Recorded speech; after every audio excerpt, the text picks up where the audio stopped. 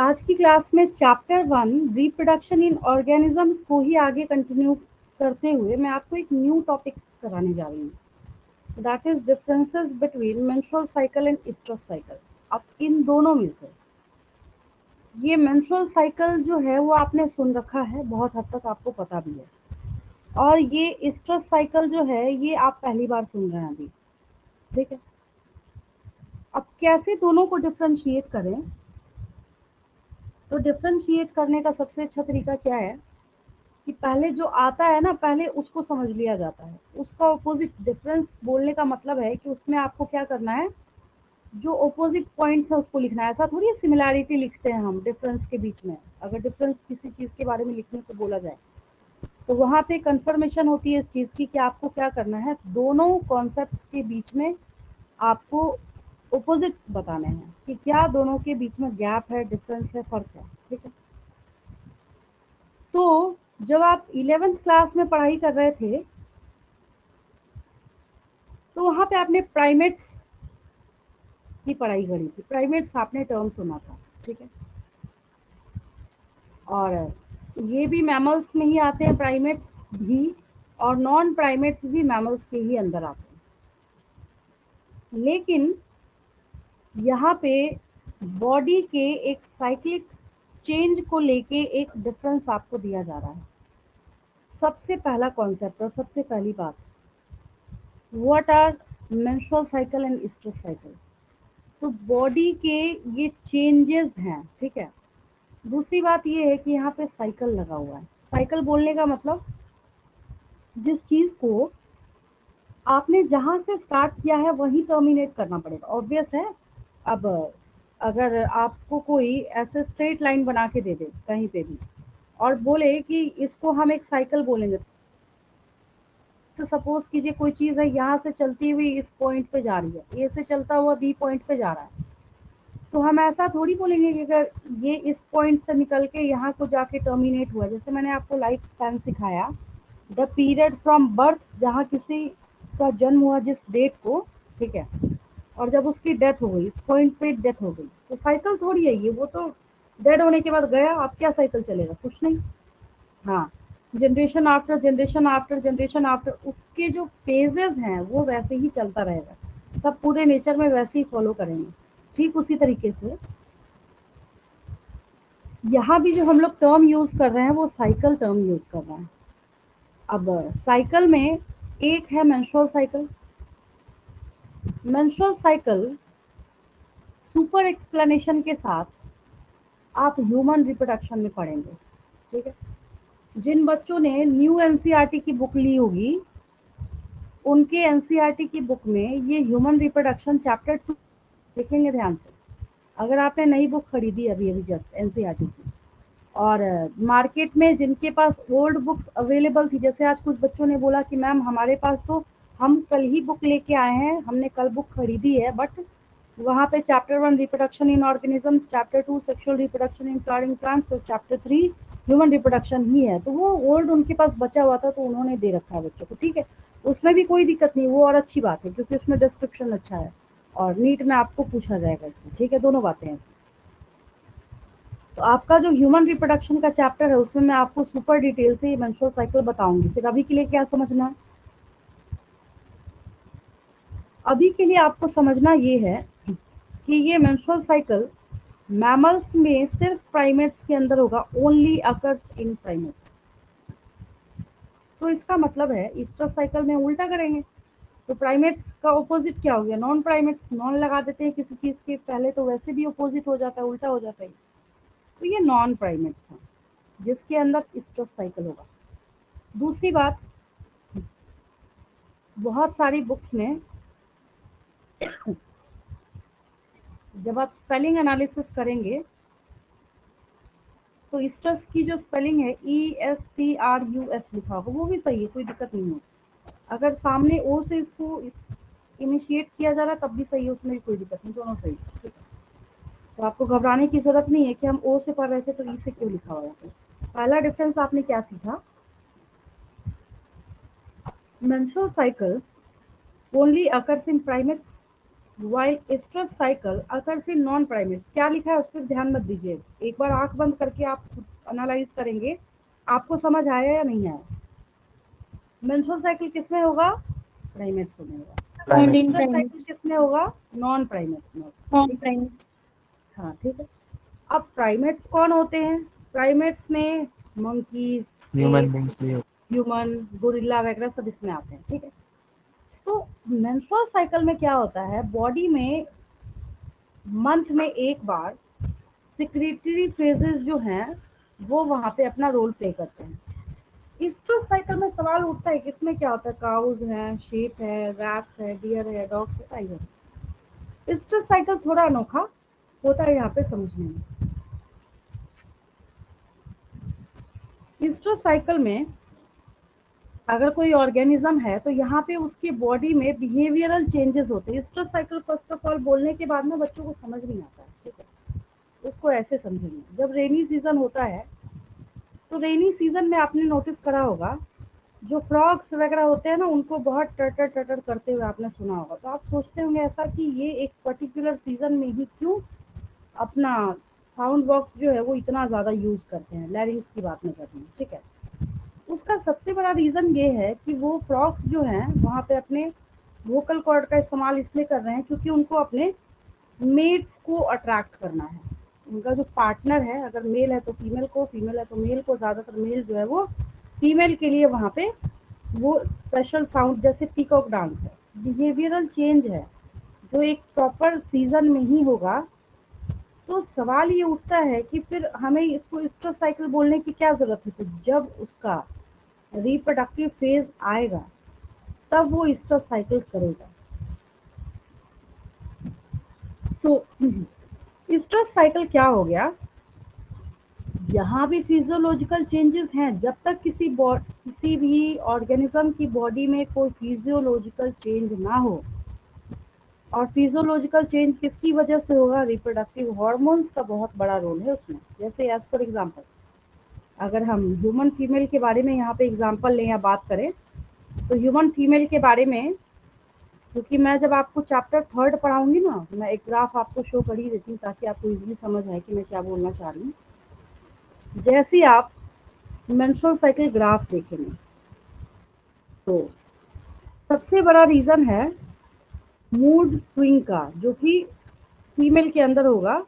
उसका सबसे बड़ा रीज़न ये है, एक्चुअल में उसकी कोई गलती नहीं है। रीज़न ये है कि बहुत सारे हार्मोन्स जो हैं उस टाइम पीक पे होते हैं, जिसकी वजह से बॉडी में इतना ज़्यादा वहाँ पे क्या हो रहा होता है, उतार चढ़ाव होता है, कि जिसका जो असर है उसके बिहेवियर में देखने को मिलता है। ठीक है, मैं एग्जांपल क्यों दे रही हूँ, ताकि आपको जो यहाँ पे एक स्ट्रेस साइकिल है वो भी समझ आ जाए।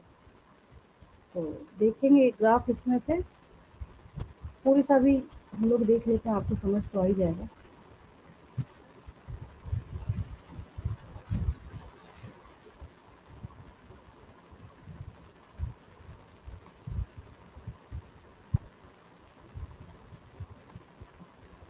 एक यहाँ पे आपके सामने ग्राफ अवेलेबल है। ठीक है, कुछ और हो या ना हो, एक चीज़ तो आपको समझ आ जाएगी इसमें। देखिए,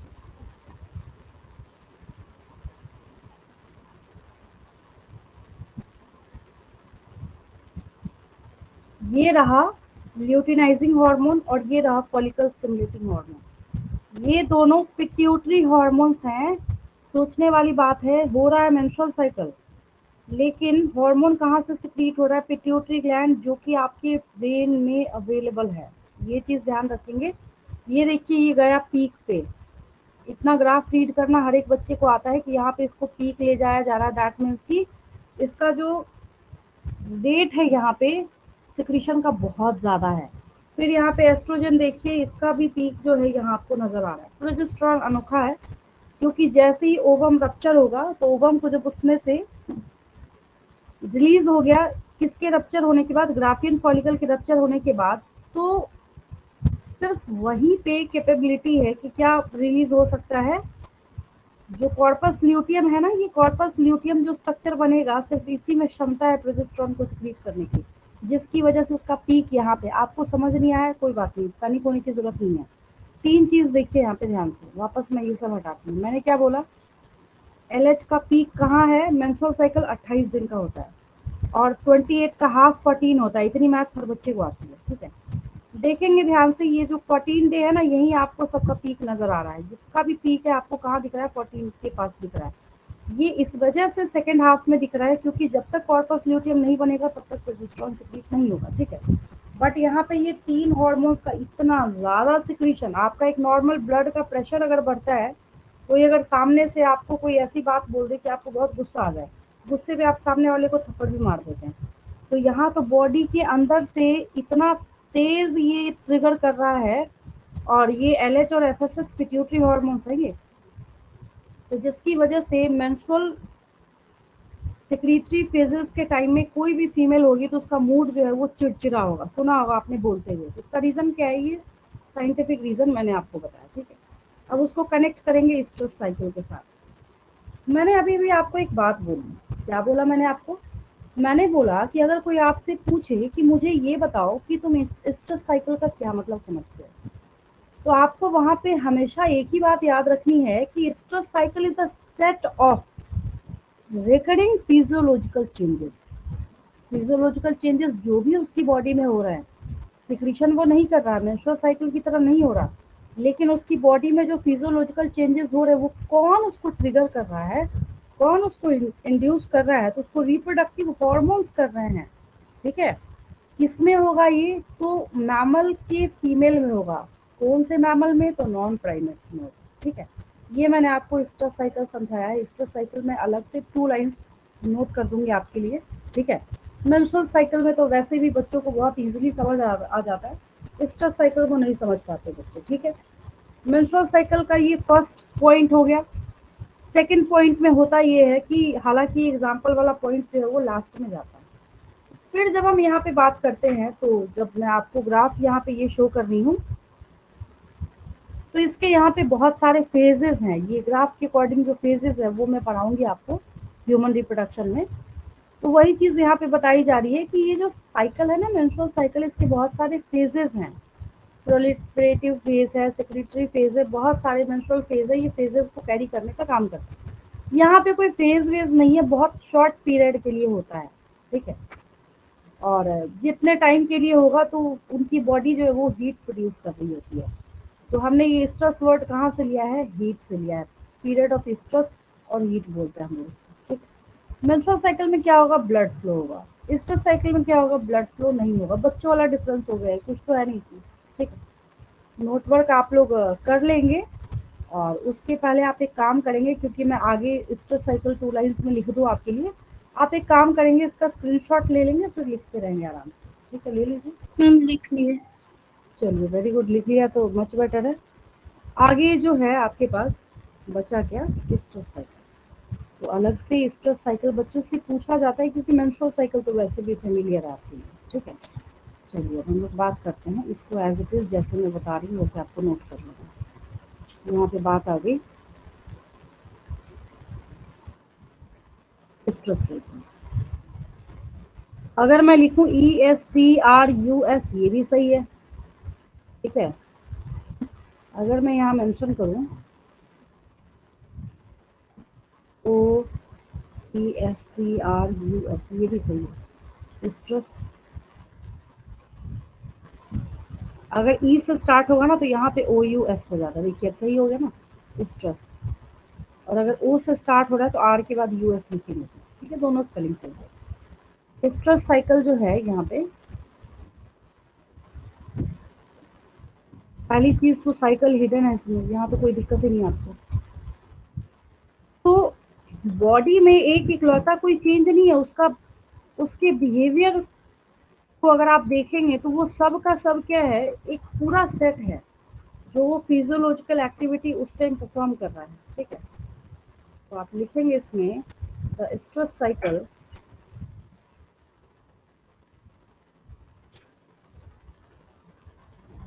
is the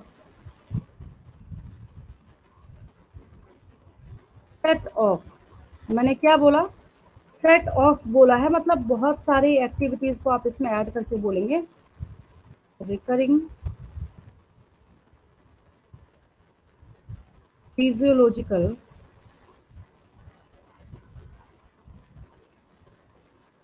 changes that are induced by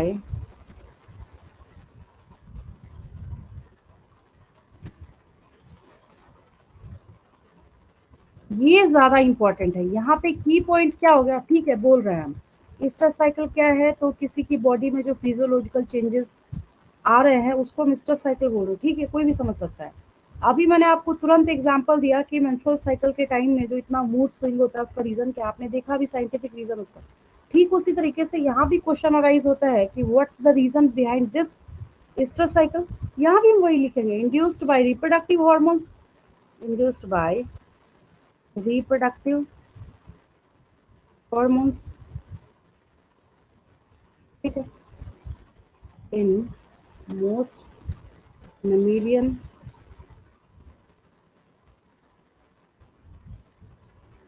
females.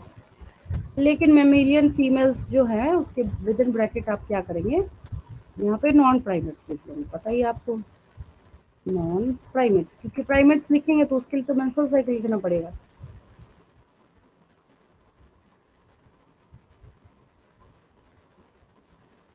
अब एक बात बताइए, अब क्रिस्टल क्लियर हो गया दोनों सबको, ईस्टर साइकिल और मेंस्ट्रुअल साइकिल का डिफरेंस क्लियर हो गया सबको? Yes ma'am. ठीक है, यस मैम। चलिए ये हो गया। अब हमारे पास एक न्यू तो नहीं बोल सकते, फिर मैं वापस वही चीज रिपीट कर रही हूँ, न्यू नहीं बोलेंगे, ये आपने पढ़ रखा है, बस मैं उसको यहाँ पे ना समराइज करके बताऊंगी आपको, ठीक है, कैसे बताऊंगी तो देखिए। फिर वैसे स्टार्ट करते हैं जैसे लाइफ स्टाइल वाला पार्ट आपने सीखा था, जैसे आपको इजीली समझ आए वैसे सही, ठीक है। तो अगर हम क्या करें, ये पूरा का पूरा जो फेज है हम देख रहे हैं यहाँ पे, ठीक है, सेक्सुअल रिप्रोडक्शन की बात कर रहे हैं हम यहाँ पे, किसकी बात कर रहे हैं, सेक्सुअल रिप्रोडक्शन के इवेंट्स की बात कर रहे हैं हम लोग। तो मैंने क्या किया, इसको यहाँ से यहाँ तक मार्क कर दिया, ठीक है। अब सवाल ये उठता है कि जब कहीं पे इवेंट बोला जाता है, इवेंट बोला जाता है उसमें एक चीज हिडन होती है, क्या हिडन होता है, एक सीरीज। कहीं भी अगर आपको इवेंट बोला जा रहा है तो क्या मतलब है, अच्छा कोई सीरीज, जैसे आप बोलेंगे हमारे स्कूल में एक इवेंट है, तो इवेंट है तो क्या आप गए तो स्टेज पे एक डांस करके चले गए, ऐसा थोड़ी होता है। आप बोलेंगे हमारे स्कूल में एक इवेंट है, इवेंट इवेंट लोग कॉमनली यूज करते हैं, तो आप बोलने का क्या मतलब समझ जाते हैं, ओ अच्छा अच्छा, मतलब इसके स्कूल में क्या है, एक पर्टिकुलर कोई फंक्शन है, तो फंक्शन में क्या है। अब पहले सपोज करेंगे कि एक उन्होंने वेलकम सॉन्ग रखा है, उसके बाद एक डांस रखा है, उसके बाद एक सॉन्ग रखा है, तो उसकी एक सीरीज होगी ना, सारी एक ही साथ स्टेज पे कूद जाते हैं जाके, वैसा तो होता नहीं है। तो यहाँ पे अगर हम बात करेंगे इवेंट्स के बारे में, ठीक है, that is events in sexual reproduction, तो ऑब्वियस सी बात है कि यहाँ पे भी सीरीज होगी, गारंटी है 2000%। कभी भी अगर साइंस में कहीं भी आपको इवेंट सुनने को मिले, चाहे फिजिक्स हो चाहे केमिस्ट्री हो बायो हो, दैट मीन्स की वहाँ एक सीरीज आपको फॉलो जरूर करना पड़ेगा, ठीक है। अब इस इवेंट में क्या है, अगर यहाँ से लेके यहाँ तक हम लोग देखते हैं, जो इवेंट आप एनालाइज कर रहे हैं, तो उसको हम क्या करते हैं, ऐसे पार्टीशन डाल देते हैं हम लोग वहाँ पे। बोलने का क्या मतलब है कि अगर ये पॉइंट हम मार्क कर रहे हैं तो ये ग्रीन मार्क के पहले क्या होगा, प्री फर्टिलाइजेशन इवेंट होगा, और यहाँ इस ग्रीन मार्क के बाद क्या होगा, बाद के लिए हम लोग इंग्लिश का कौन सा वर्ड यूज करते हैं, पोस्ट, तो इसके बाद का हो गया पोस्ट फर्टिलाइजेशन इवेंट, क्या हो गया, पोस्ट फर्टिलाइजेशन इवेंट हो गया, ठीक है। तो एक आपका यहाँ पे हो गया प्री फर्टिलाइजेशन इवेंट,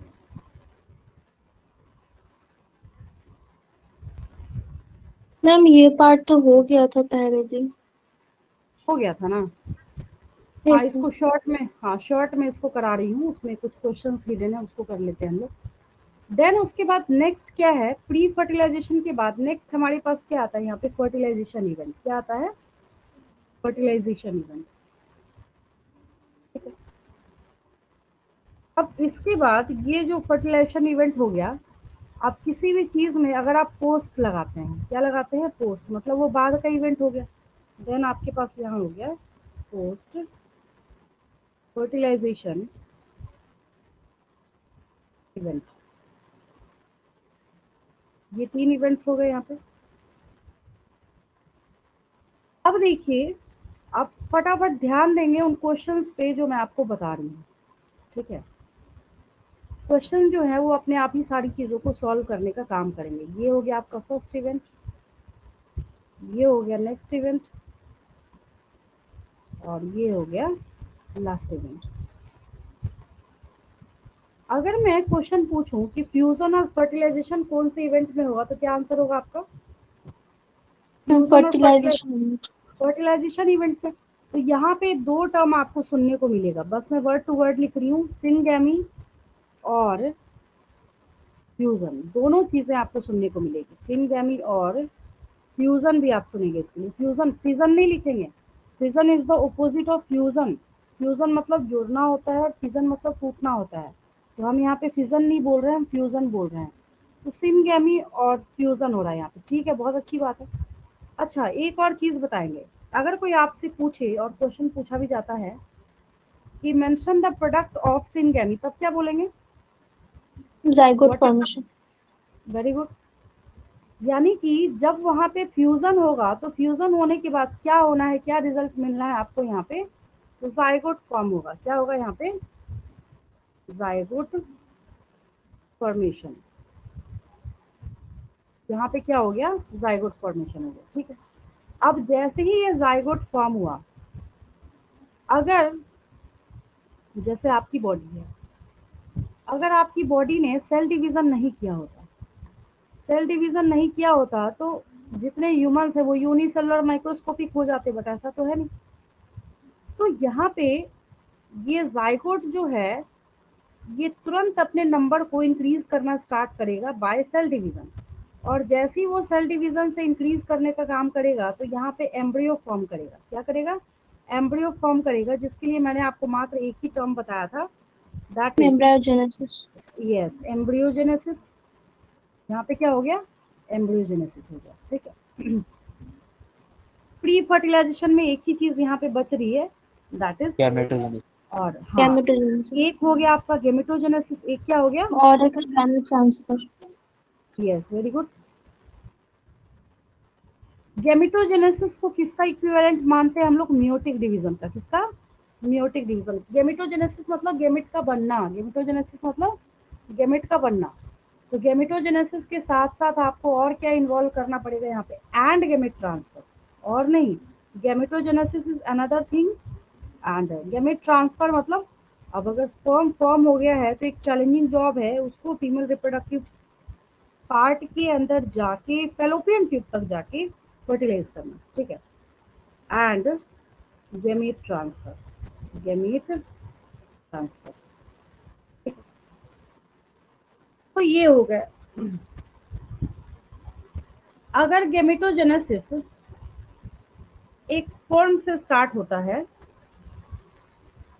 गेमेटोजेनेसिस जो स्पर्म फॉर्मेशन आप लोग देख रहे हैं, इमेज अवेलेबल है जिसके थ्रू मैंने आपको समझाया था, ये रहा।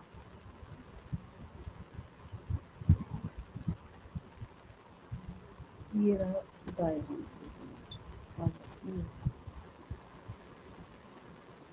तो अगर आपसे कल को जाके पूछा जाता है कि what is the ploidy of spermatogonium, क्या बोलेंगे? 2n। हैप्लॉइड और डिप्लॉइड?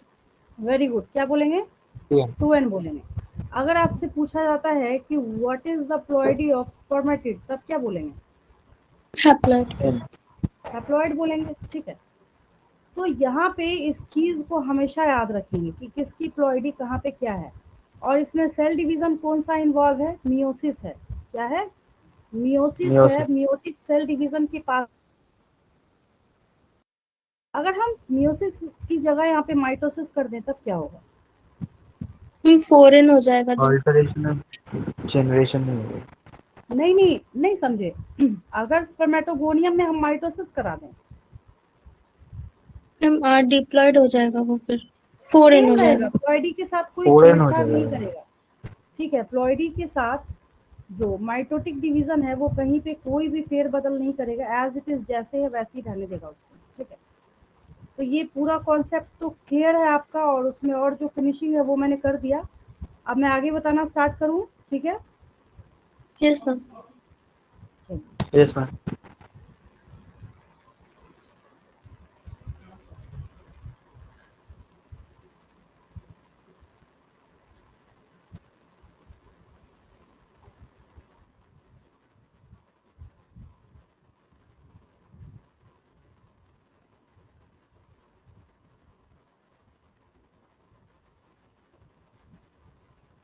अब एक और चीज देखिए, थोड़ा सा 11th का पोर्शन आएगा यहाँ पे, बट ठीक है कोई दिक्कत नहीं है।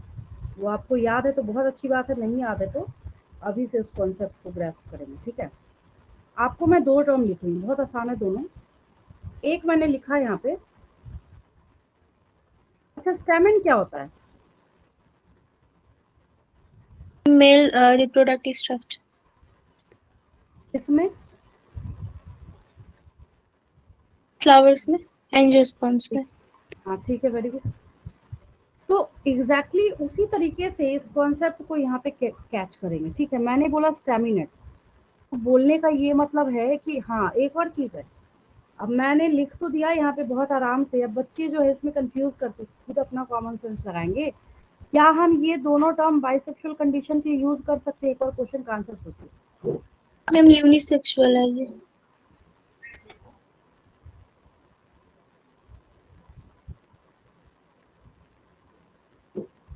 ये जो दोनों टर्म्स आपको सुनने को मिल रहे हैं, ये सिर्फ हम लोग यूनिसेक्सुअल कंडीशन में ही यूज करेंगे, इस बात को गांठ बांध लेंगे। अब यहाँ पे कंफ्यूज होने की जरूरत नहीं। This term is only copyrighted for unisexual flowers. किसके लिए होगा ये? यूनिसेक्सुअल फ्लावर्स के लिए होगा। अच्छा, बाइसेक्सुअल के लिए हो सकता है, नहीं हो सकता है? मैम हो भी अगर सकता है, एक ही प्लांट में हो अगर। मतलब स्टैमिनेट, क्वेश्चन नहीं समझे, देखिए मैंने पूछा कि ये जो आपके पास स्टैमिनेट और पिस्टिलेट टर्म है, क्या इन दोनों टर्म को हम लोग बाइसेक्सुअल फ्लावर के लिए यूज कर सकते हैं, यस और नो? नहीं मैम। नो मैम, नो नहीं मैम। करेंगे। खुद अपना कॉमन सेंस लगाएंगे, जैसे ही आप कॉमन सेंस लगाएंगे आपको सारी चीजें वहां पे क्लियर हो जाएंगी।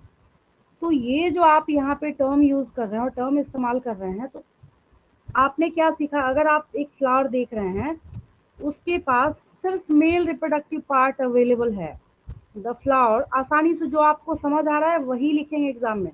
और ये 1 मार्क का क्वेश्चन है, उससे ज्यादा का नहीं है ये। ठीक है, तो जितना का है उतना ही लिखा जाता है। ठीक है, the flower which contains only male reproductive structure. Male reproductive part. और क्या हो गया ये? स्टैमेन। स्टैमेन क्या है? याद आया? Anther and plus filament, filament. Plus filament. याद आ गया सबको? इसकी बात कर रहे हैं हम लोग। तो जिसके यस पास मैम। सिर्फ स्टैमिन प्रेजेंट होता है, सिर्फ सिर्फ स्टैमिन होगा, उसको हम टर्म दे देंगे स्टैमिनेट। क्या बोल देंगे हम लोग उसको? स्टैमिनेट बोल देंगे। कोई दिक्कत इसको समझने में? इसको समझने में कोई दिक्कत तो नहीं किसी को? क्या बोलेंगे हम लोग उसको? स्टैमिनेट बोलेंगे। ठीक है, इसका उल्टा पिस्टिलेट क्या कर देंगे हम लोग? Female reproductive structures only. हाँ, इसी को कॉपी करके लिख दूंगी। यहाँ पे मैंने मेल रिप्रोडक्टिव लिखा है, वहाँ पे क्या बना दूंगी? फीमेल रिप्रोडक्टिव बना दूंगी। इसको उठा के पहले मैं ऊपर कर देती हूँ। ये हो गया।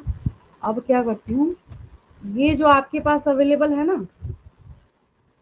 इसी को हम यहाँ पेस्ट कर देंगे। सिर्फ हमें वहाँ पे एक करेक्शन कर देना है। क्या? ये कर दिया मैंने।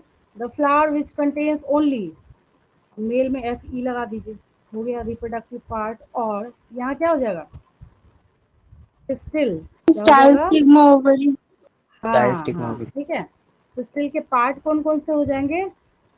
Sigma plus style plus ovary. Sigma plus style plus ovary. ठीक है, ये क्या हो गया, डिस्टिलेट हो गया। अब नाम से पकड़िए ना, देखिए जो यहाँ पे टर्म लिखा है वही तो डिस्क्रिप्शन हमने लिखा है, कहाँ कुछ अलग लिखा है। हमने स्टैमिनेट लिखा तो हमने बोल दिया भाई लो ये इसके पास क्या है, सिर्फ स्टैमिन अवेलेबल है। टर्म को भी अगर आप थोड़ा ध्यान से एनालाइज करेंगे इससे भी आपको समझ आ जाएगा। फिर हम यहाँ पे पिस्टिलेट देख रहे हैं, पिस्टिलेट हमने देखा, बोला अच्छा ठीक है, ये जो फ्लावर है इसके पास क्या है, सिर्फ पिस्टिल प्रेजेंट है। दूसरी बात, ये जो सारे टर्म्स हैं हम कभी भी गलती से भी किसी भी कीमत पे बाइसेक्सुअल फ्लावर के यूज नहीं करेंगे। क्यों नहीं करेंगे, भाई बाइसेक्सुअल जब हो ही गया तो अलग अलग हमें टैग देने की क्या जरूरत है कि यूनिसेक्सुअल है कि बाइसेक्सुअल नहीं। ठीक है, तो ये आपने एक सीखा, इसको एक टर्म दिया जाता है, बोला जाता है सेक्सुअलिटी इन ऑर्गेनिज्म। तो अगर हम प्लांट्स के बारे में सीखेंगे, और प्लांट्स के बारे में अगर आपको सीखना है तो ये दो चीजें हमने सीखी फ्लावर्स के regarding, that is staminate and pistillate flower. ठीक है, फिर थोड़ा सा और क्लास 11th याद करेंगे, जब 11th में आप पढ़ाई कर रहे हैं। फंजाई में प्लस लोअर प्लांट्स में हायर प्लांट्स की बात यहाँ पे नहीं करी जा रही है। ठीक है, तो थैलस का क्या मतलब सिखाया था, पहले मुझे ये बताएंगे, what do you understand by the term thallus. Thallus का क्या टर्म होता है, मतलब क्या मतलब होता है।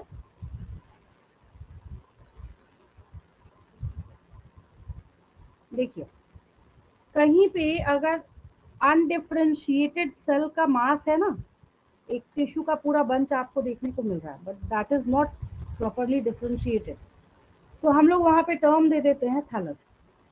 तो जो लोअर प्लांट्स हो गए या फिर फंजाई वगैरह है, ऐसे बिखरा हुआ सा रहेगा वहां पे पैच की तरह, तो इसके पास ना दो कंडीशन आती है। अगर मान लीजिए दो जगह पे आपके पास जो थैलस अवेलेबल है, देखिए एक इमेज की हेल्प लेती हूँ ताकि आपको इजीली समझ आए।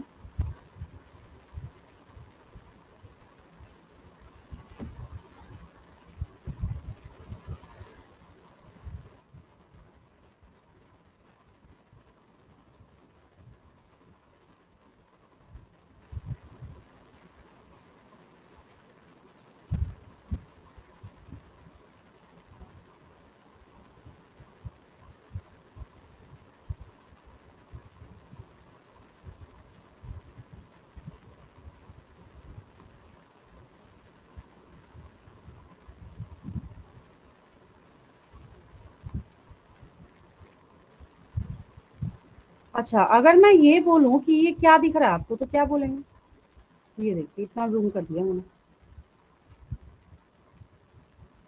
इसको थैलस बोलते हैं। क्या बोलते हैं इसको, मैं जब भी पूछती हूँ हमेशा उधर से ब्लैंक हो जाते हैं आप लोग। तो मैंने एक जीरो लेवल का ये इमेज जो है ये मैंने रख दिया आपके सामने, ताकि आज के बाद से आपको कोई भी कंफ्यूजन नहीं हो कि what is the meaning of thallus. तो यहाँ पे क्या है कि ये जो आपको दिख रहा है ये क्या है, थैलस है यहाँ पे। तो अगर कोई थैलस कहीं अवेलेबल है और उस थैलस में सिर्फ मेल रिप्रोडक्टिव पार्ट अवेलेबल है, मतलब मेल रिप्रोडक्टिव पार्ट एक अलग थैलस में और फीमेल रिप्रोडक्टिव पार्ट एक अलग थैलस में होगा। ठीक है, तो हम लोग उसको क्या कहेंगे वहां पे कि ये क्या है, हेट्रोथैलिक है। हेट्रो मतलब डिफरेंट होता है, ऐसे पकड़ेंगे उसको, ऐसे कैच करेंगे, मतलब डिफरेंट डिफरेंट थैलस के ऊपर मेल और फीमेल गेमेट अलग अलग प्रेजेंट होंगे। फिर अगर हम लोग बात करेंगे फिर होमोथैलिक क्या हुआ, तो हम तो खुद ही अपने मुंह से बोल रहे हैं ना होमोथैलिक, मतलब सेम थैलस के ऊपर मेल और फीमेल दोनों पार्ट्स जो हैं वो अवेलेबल होंगे, दोनों रिप्रोडक्टिव पार्ट जो है वो अवेलेबल होंगे। तो उसके लिए हम लोग यहाँ पे टर्म क्या दे रहे हैं, हम लोग कह रहे हैं उसको होमोथैलिक। क्या कह रहे हैं हम लोग उसको, होमोथैलिक कह रहे हैं। ठीक है, तो इसको शॉर्ट में आप ऐसे याद रख सकते हैं। ठीक है, सबसे आसान तरीका है अगर हम होमोथैलिक और हेट्रोथैलिक को सीखना चाहते हैं। होमो मतलब क्या होता है, सिमिलर, सेम होता है होमो का मतलब, तो हम भी वही समझेंगे यहाँ पे होमो का मतलब। हमने यहाँ पे क्या किया, कीवर्ड डाल दिया इन द सेम थैलस, कोई दिक्कत। होमो मतलब सेम होता है ना, बच्चे कहते हैं मैम हम एग्जाम में उल्टा लिख के आ गए, कैसे उल्टा लिख के आ गए, होमो का मतलब सेम होता है तो लिख दीजिए सेम थैलस के ऊपर बोथ मेल एंड फीमेल के मत होंगे। हेट्रो का मतलब डिफरेंट होता है तो लिख दीजिए। और अब आप सोचेंगे अभी थैलस बोल रही थी, अभी ये थैली बोल रही है यहाँ पे, तो जो मैंने यहाँ पे आपको THALLI बोला है, इस थैली का मतलब जो है, इस थैलस का प्लूरल टर्म है। कुछ अलग नहीं है, दोनों सेम है। तो जब डिफरेंट थैली पे, थैलस तो एक ही होगा ना, एक पे है तो हमने सेम थैलस बोला, यहाँ थैली लिखेंगे तो लिखने में तो पागल ही हो जाएगा ना, बेवकूफ होगा वो, क्योंकि थैलस सिंगुलर है तो हम ये भी शो कर रहे हैं यहाँ पे एक सिंगल थैलस के ऊपर अवेलेबल है। और हेट्रोथैलिक में क्या हो गया, अलग अलग थैली के ऊपर जो थैलस अलग अलग, तो इस कंडीशन को हम क्या बोलेंगे, हेट्रोथैलिक। कैसे याद रखेंगे, हेट्रो मीन्स डिफरेंट, होमो मीन्स सेम। तो कॉमन सेंस लगाएंगे, जब यहाँ पे एक ही थैलस पे मेल फीमेल बैठा हुआ है तो ये बोलेगा भाई मुझे ना किसी और की कोई जरूरत नहीं है, तो यहाँ पे मेटिंग पार्टनर की जरूरत नहीं है। और यहाँ पे क्या है, अब इस बेचारे के पास रिक्वायरमेंट हो जाएगी कॉम्पेटिबल मीटिंग पार्टनर, ठीक है। और अगर हम सेक्सुअल रिप्रोडक्शन के बारे में यहाँ पे बात करें तो यहाँ पे क्या होगा, बाइसेक्सुअल रिप्रोडक्शन जो है वो हो जाएगा। बोलने का क्या मतलब, मेल और फीमेल गैमेट दोनों जब यहाँ पे ये अवेलेबल है तो उसी तरीके से अपने आप को क्या करेगा, ये यूज करेगा। और यहाँ पे यूनिसेक्सुअल रिप्रोडक्शन जो है, बोलने का क्या मतलब है कि मेल गैमेट जो है उसको प्रॉपर जाना पड़ेगा फीमेल गैमेट के पास, फिर वहीं होगा। फर्टिलाइजेशन के टाइप के बारे में अगर हम लोग बात करें तो it's a kind of self fertilisation, और कोई दूसरा ऑप्शन है ही नहीं इसके पास। इसके पास भी कोई दूसरा ऑप्शन नहीं है क्रॉस फर्टिलाइजेशन छोड़ के। मेल दूसरी जगह पे है और फीमेल दूसरी जगह पे है तो उसको जाना ही पड़ेगा वहां ट्रांसफर होकर, समझ गए। तो अब ये टॉपिक समझ आया सारे बच्चों को, क्लियर है बिल्कुल। और एग्जाम्पल देखिए यहाँ पे ऐसे याद रखेंगे इसको। एग्जाम्पल में आपके पास क्या है, अगर हम होमोथैलिक की बात करें तो बहुत अच्छा एग्जाम्पल है इसका, म्यूकर देख रखा है आपने। एस्परजिलस कई बार मैंने आपको 11th क्लास में शो करा है, एस्परजिलस म्यूकर जो है, तो ये क्या है, दोनों के दोनों होमोथैलिक है। फिर जब हम लोग बात करें हेट्रोथैलिक के बारे में तो राइजोपस है, सैक्रोमाइसिस सेरेविसी तो रट रखा है आपने, बहुत अच्छे से याद है आपको। तो ये दोनों किसके एग्जाम्पल है, हेट्रोथैलिक के एग्जाम्पल, ठीक है। तो याद हुआ सबको ये, इसका स्क्रीनशॉट लेंगे क्लास ओवर होने के बाद आराम से लिखेंगे बैठ के, ठीक है। समझ आया सबको,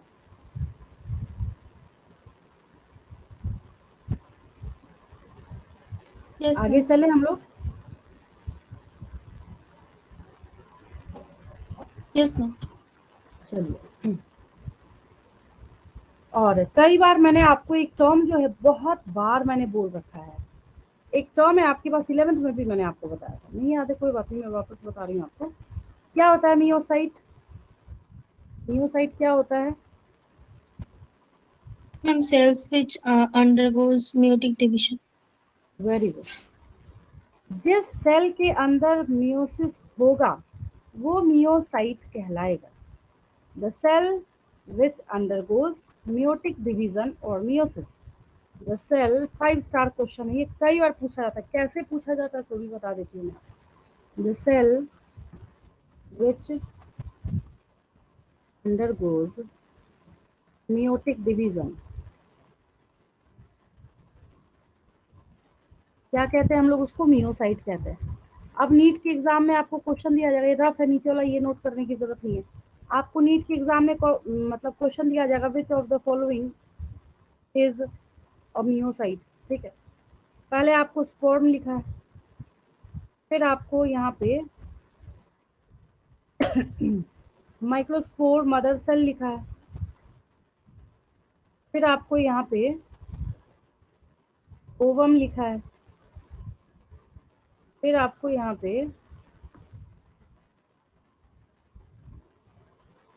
ओव्यूल लिखा है। क्या होगा आंसर, कितना आसान क्वेश्चन लग रहा है देखने में, लेकिन ऐसे क्वेश्चंस में फंस जाते हैं बच्चे। आंसर क्या होगा इसका, मैम फर्स्ट ऑप्शन। नहीं होगा स्पर्म।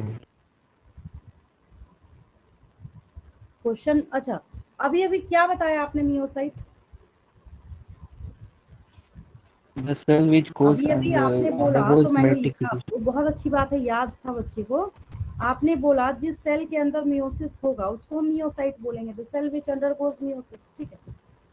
और मैंने यहाँ पे ऑप्शन दे दिया, इसमें ना 99% बच्चे स्पर्म को टिक करके आते हैं, आपकी गलती नहीं है इसमें। लेकिन आपको याद होगा क्लास 11th मैंने आपको पॉलन ग्रेन फॉर्मेशन बताया था, याद है किसी बच्चे को, यस याद है, एक microspore mother Yes, cell ma'am. 4 pollen grain बनाता है, याद आया। Yes ma'am. कैसे बना रहा था वो, Yes, मियोसिस से या माइटोसिस से, meiosis. तो मियोसिस से आंसर क्या बोलेंगे, होगा? माइक्रोस्पोर मदद से। समझ आ गया सबको? स्पर्म बेचारा तो यस खुद मैम। बना हुआ है, ये तो खुद ही हैप्लॉइड है, ये क्या मियोसाइट बनेगा? समझ गए? स्पर्म जो है ये खुद ही हैप्लॉइड है। तो कितना अच्छा क्वेश्चन था या नहीं? है ना? मतलब आपको कंफ्यूज किया गया और आप कंफ्यूज हो भी गए बहुत अच्छे से, है ना? तो इसको याद रखेंगे, मियोसाइट जो छोटा छोटा कॉन्सेप्ट आपको दिख रहा है वो बड़े बड़े क्वेश्चन बनने वाले आगे जाए। अब तो बिल्कुल जीरो लेवल के ना कुछ दो चार कॉन्सेप्ट हैं जो 11th क्लास में आपने, 11th नहीं मैंने ज़्यादा बोल दिया, 9th क्लास में आपने पढ़ रखा है, ठीक है?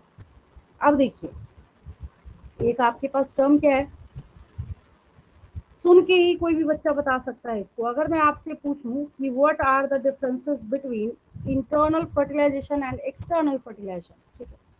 आप क्या बोल रहे हैं, टर्म क्या बोल रहे हैं? इंटरनल। इंटरनल मतलब जब फर्टिलाइजेशन, फर्टिलाइजेशन अंदर हो रहा है। हाँ, फीमेल बॉडी के अंदर होगा तो उसको हम लोग इंटरनल फर्टिलाइजेशन बोलेंगे। बहुत आसान है ये तो, जैसा सुनने में लग रहा है वैसा ही है ये, ठीक है? That is internal fertilisation. ये देखिए, ये क्या हो गया? इंटरनल फर्टिलाइजेशन हो गया। फिर अगर कोई आपसे पूछे एक्सटर्नल फर्टिलाइजेशन क्या है, तो सराउंडिंग में हो गया। आउटसाइड हाँ, द ये female body. Outside the female body हो जाएगा। इंटरनल फर्टिलाइजेशन में सबसे अच्छा एग्जांपल क्या है? ह्यूमन है।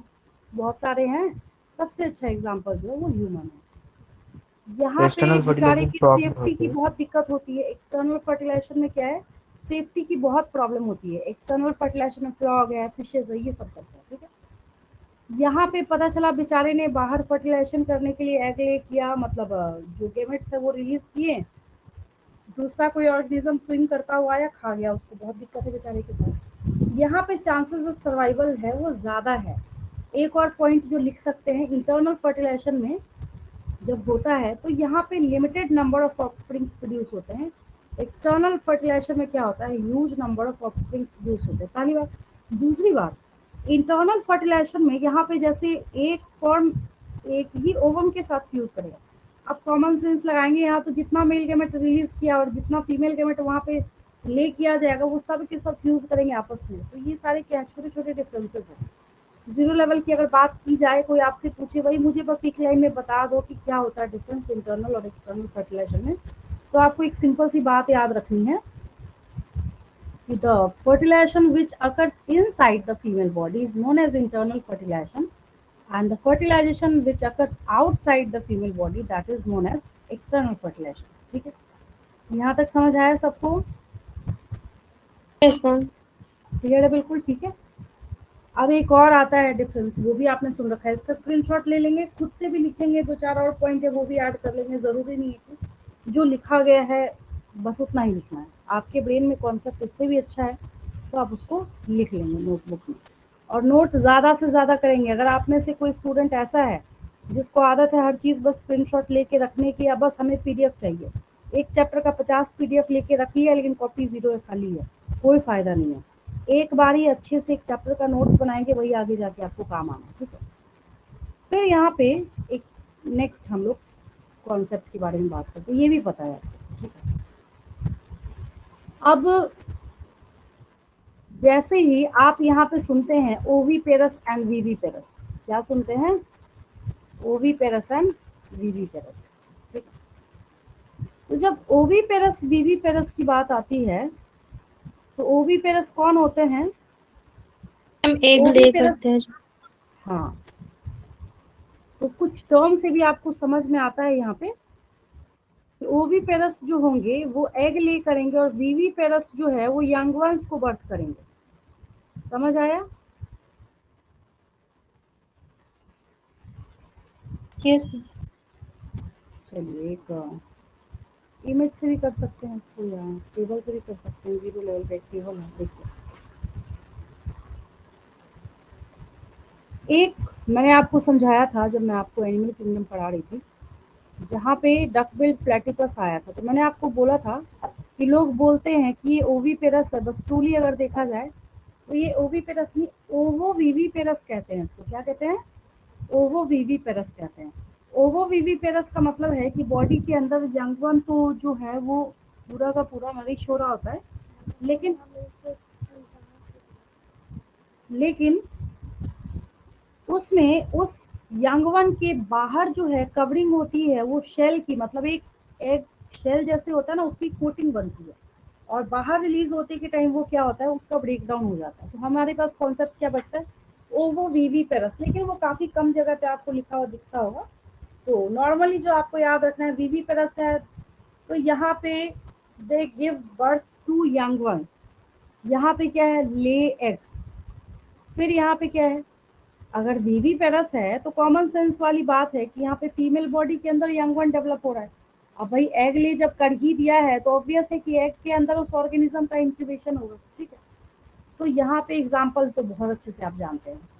वीवी पेरस कौन है, बर्ड्स है, मैमल्स है, और बर्ड्स में भी सब नहीं है, यहाँ पे बर्ड्स क्या है, यहाँ पे ओवी पेरस है, इसको एक करेक्शन कर लेंगे, क्या है ये, ओवी पेरस है, ठीक है।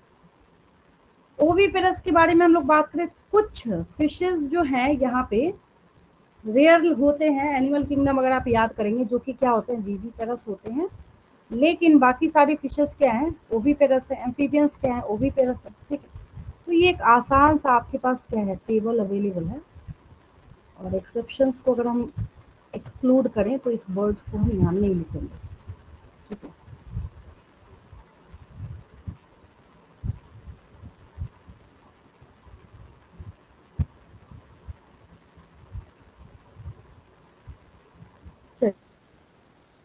अवेलेबल है आपके पास, इसका स्क्रीनशॉट ले लेंगे, आगे बढ़ती हूँ।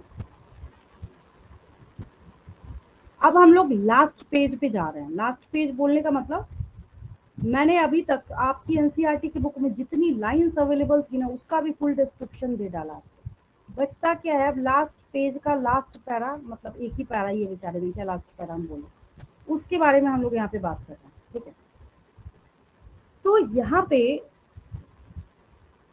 अगर आप नेचर में अवेलेबल किसी एग को एनालाइज करने की कोशिश करें,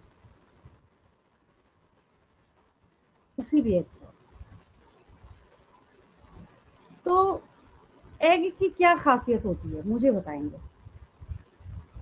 हम अगर कोई आपसे, कैल्शियस रेड सेल से कवर होता है। इतना तो सबको पता चल रहा होगा कि ये एग जो आपके पास अवेलेबल है, इसकी जो कोटिंग है काफी हार्ड होती है, कुछ और पता हो या ना हो, इतना तो पता है सबको, ठीक है। Yes ma'am.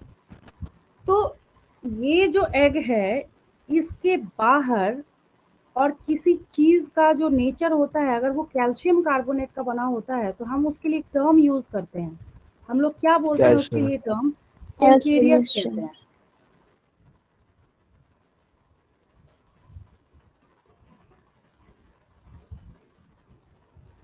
शेल मतलब कवरिंग होती है, मतलब क्या हो गया बोलने का, made up of calcium calcium carbonate. Carbonate, बस। भाई क्यों इतने प्रोटेक्शन की रिक्वायरमेंट है, इसको नहीं करेगा बेचारा प्रोटेक्शन तो क्या होगा इसका, कहाँ से इंक्यूबेशन होगा, और डे बाय डे जो है इन बर्ड्स का नंबर जो है, अगर इस कैल्शियम कार्बोनेट में कोई डिप्लीशन हुआ, कोई कल को जाके लॉस हो गया, कोई दिक्कत आ गई, तो प्री मेच्योर डेथ होना स्टार्ट हो जाएगा। जब आप बायोलॉजिकल मैग्निफिकेशन पढ़ेंगे, क्या पढ़ेंगे, biological magnification. What is biological magnification, तो बायोलॉजिकल मैग्निफिकेशन में अगर आप एक फूड चेन को देखते हैं, तो उस फूड चेन में अगर गलती से भी कहीं कोई टॉक्सिकेंट घुस गया प्लांट में, अब सपोज कीजिए कि जो सारे पौधे जो है कहीं पे ग्रो कर रहे हैं, एक मतलब कैरेट जो है ना, गाजर कहीं किसी फील्ड में लगा पड़ा है, समझिएगा बहुत ध्यान से, वहां पे ना लगातार एक डीडीटी वाली गाड़ी नहीं चलती जो बहुत ज्यादा फ्यूमिगेशन करता चलता है, देखा होगा आपने, है ना। तो यस मैम। डीडीटी जो है ना बहुत हार्मफुल होता है। वो डीडीटी का पता है लॉस क्या है, डीडीटी का लॉस ये है कि वो नेचर में उसका कहीं भी किसी लिविंग ऑर्गेनिज्म की बॉडी में मेटाबॉलिज्म का कोई सिस्टम ही नहीं सेट है, ठीक है। तो ऐसा होने की वजह से अगर डीडीटी एक फूड चेन में घुस गया गलती से भी, तो फूड चेन में जाने के बाद वो ऊपर ऊपर ऊपर ऊपर चलता चला जाता है। अच्छा, अगर हम 10% एनर्जी के बारे में बात करें, जो आपने 10वीं क्लास में पढ़ा है, तो 10% लॉ क्या सीखा था आपने? कोई भी बच्चा रिमाइंड कराएगा मुझे, क्या होता है बताइए। Only 10% of energy is given to the next traffic level. Very good, बहुत अच्छी बात है। अभी अभी आपने बोला कि मात्र 10% जो है वो next to next to next to next to next level में जाके ट्रांसफर होगा, मतलब घट रहा है वो, राइट? Yes, ma'am. लेकिन अगर डीडीटी का कुछ अमाउंट, अब यहाँ पे ये जितने पौधे आपको दिख रहे हैं, आप सपोज कीजिए ये सबके सब क्या है, कैरेट है, गाजर है, यहाँ पे भर भर के डीडीटी का जो है छिड़काव कर दिया गया, ठीक है। फिर क्या हुआ, इसको इन बेचारों ने खाया, इसकी बॉडी में गया, फिर इसने अपने लाइफ टाइम में भी कहीं से कुछ एक्वायर किया तो इसकी बॉडी में एक्यूमुलेट होगा, फिर इसने अपनी लाइफ टाइम में भी एक्वायर किया, प्लस इसको खाने के बाद भी एक्वायर किया, फिर इसका एक्यूमुलेशन। कंज्यूमर है, फिर इसने सपोज कीजिए इसने से एक ऑर्गेनिज्म को खाया, फिर इसके, तो इस टॉक्सिक सब्सटेंस का, इस टॉक्सिकेंट का हर एक लेवल में इंक्रीजमेंट होता चला जाएगा। और पता है उसका रिजल्ट क्या पढ़ेंगे आप लोग आगे जाके? उसका रिजल्ट ये पढ़ने वाले हैं कि अगर ऐसा हुआ तो इन सारे एक्स की जो है कवरिंग इतनी वीक हो जाएगी, इतना ज़्यादा ये कमज़ोर हो जाएगा कि ये टूट जाएगा। अगर ये सब नेचर में टूटने स्टार्ट हो जाए तो फिर तो आप लगा लीजिए कि जो वो एक प्रॉपर स्पीशीज है तो एक्सटिंक्ट हो जाएगा, इस अर्थ से गायब हो जाएगा ज़िंदगी भर के लिए, हमेशा के लिए, है या नहीं? तो यहाँ पे what is the importance of these calcareous cell, ये मैंने आपको समझाया है। इन्वायरमेंट में एग ले करने के बाद उसको इतने हार्श कंडीशंस में सर्वाइव करा के रखना, ये बहुत चैलेंजिंग जॉब होता है उन ऑर्गेनिजम्स के लिए जो अपना एग ले करते हैं बाहर, ठीक है। अब एक लास्ट कॉन्सेप्ट पे हम लोग चल रहे हैं, चैप्टर का लास्ट कॉन्सेप्ट, ठीक है।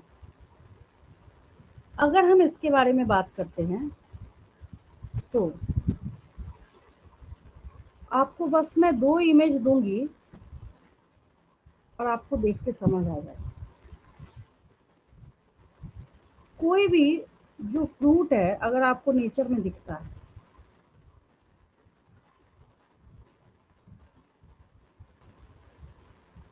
जैसे अगर हम यहाँ पे इस मैंगो के बारे में बात करें, ये आपको नेचर में दिख रहा है, ठीक?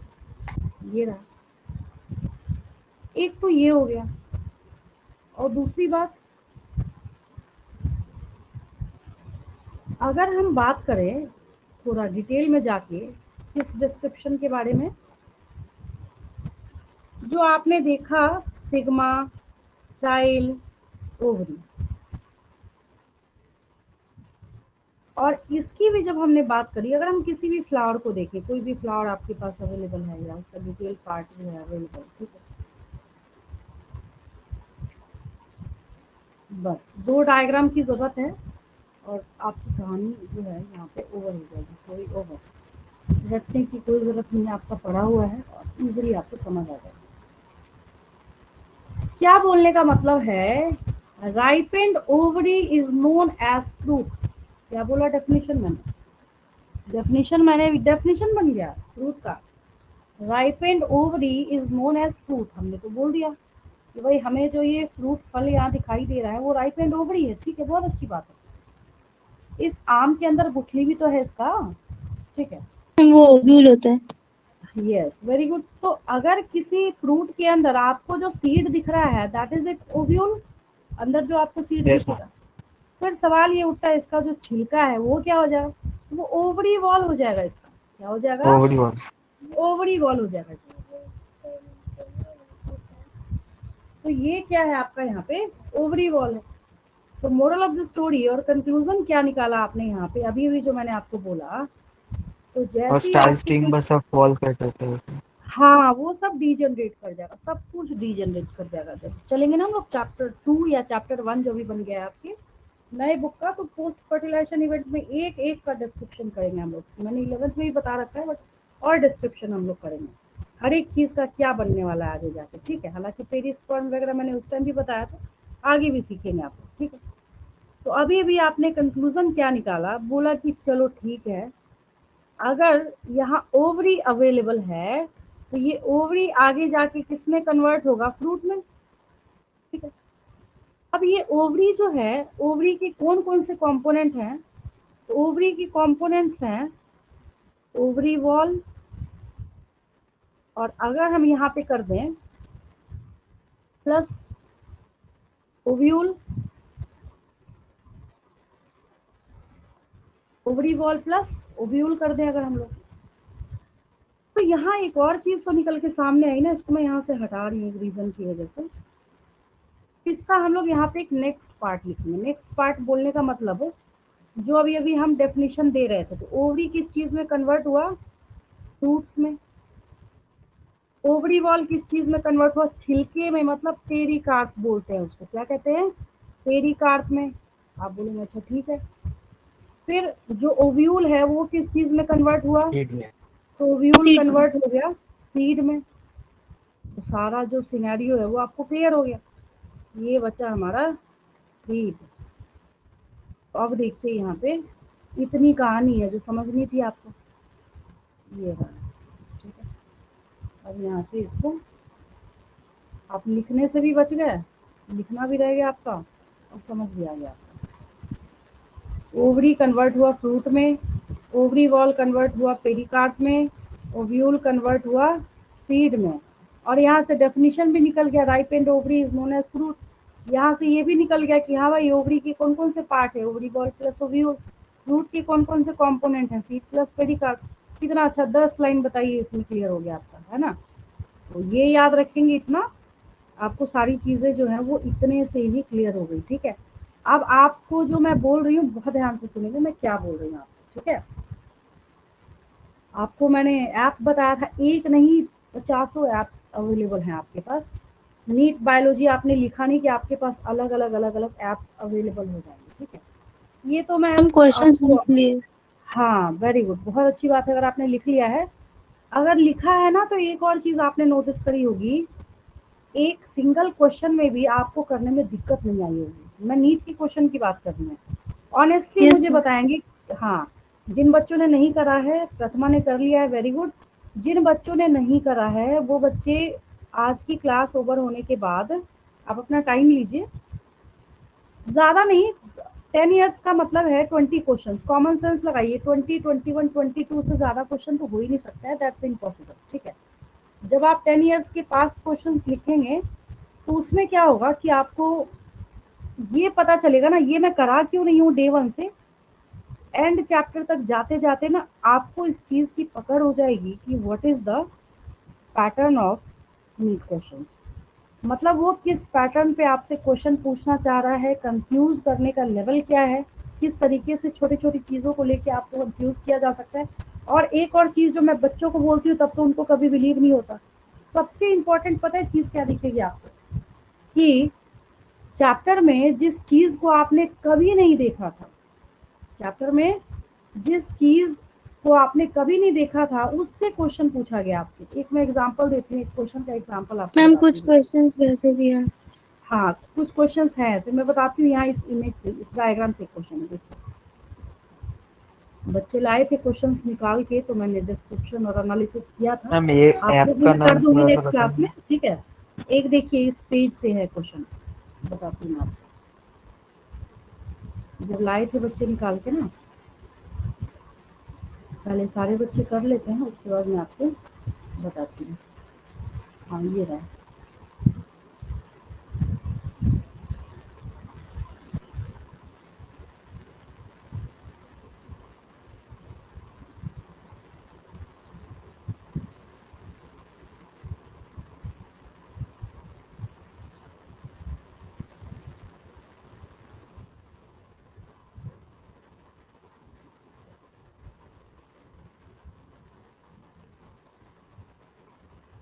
आपके पास ना एक पेज पे, ये थोड़ा ना कुछ ज़्यादा ही स्क्रॉल हो जा रहा है, 1 मिनट में ला रही हूँ जिससे आपको कन्वीनियंट हो समझने में, क्योंकि फिर बाकी बच्चों को समझ नहीं आएगा। देखिए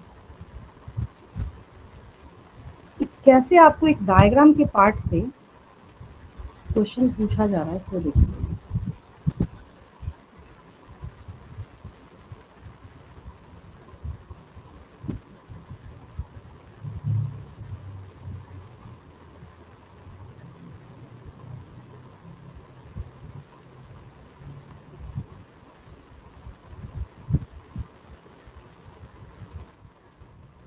आ गया, इतना आने में इतनी मेहनत कर रहा था।